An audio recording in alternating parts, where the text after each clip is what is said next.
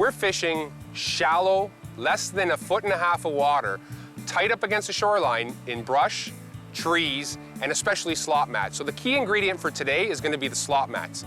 And how I'm going to attack them is a little different. Usually guys who fish slop mats will look for that tight, falling, very compact bait that they can work easily in and out. Well, I'm looking for something that's going to fall a little bit slower. So today I'm going to a flipping jig, a 3/8 ounce flipping jig with a chunk trailer, a flat eye jig that'll help me get through all that brush. Well, the nice part about this is typically you want that slow fall because we've got conditions where these fish could be potentially turned off.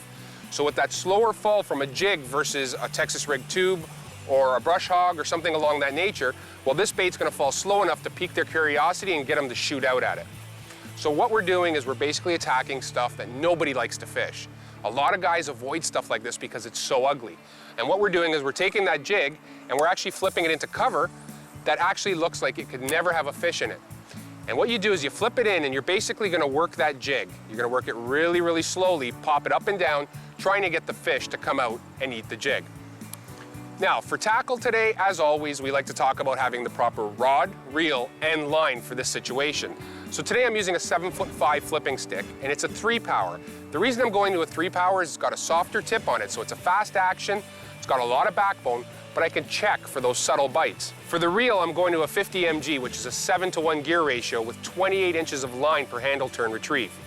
On that, I've actually got something very different. Not a lot of people have seen this stuff out yet, but for line, I've got something called Power Pro Hollow Ace. And the benefit of this is that I can actually thread through a fluorocarbon leader with a knotless connection.